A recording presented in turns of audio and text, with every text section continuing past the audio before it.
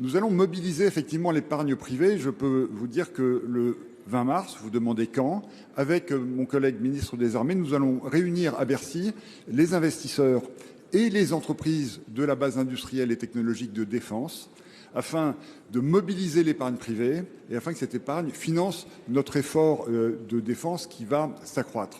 Je ne suis pas sûr qu'un livret dédié soit une solution, puisqu'il y a déjà beaucoup d'outils d'épargne qui existent. C'est surtout cette épargne que nous souhaitons mobiliser, afin que, effectivement, les Françaises et les Français participent à cet effort qui nous permette d'assurer la sécurité de notre pays et de l'ensemble de l'Union européenne.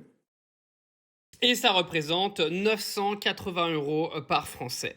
Oui, vous avez bien entendu, 980 € par Français.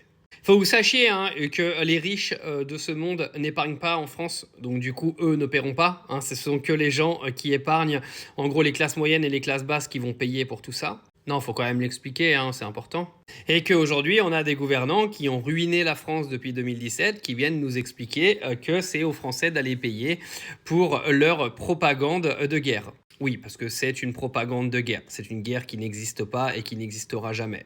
Donc, les dîners à l'Élysée, bourrés de champagne et de caviar, tout l'argent dilapidé par Emmanuel Macron et ses sbires, les voyages en jet privé payés par le contribuable, tout l'argent a été volé et dilapidé par Emmanuel Macron et sa team. Et là, aujourd'hui, ils viennent t'expliquer que c'est toi qui vas devoir faire des efforts pour aller financer une guerre. Elle est pas belle la vie.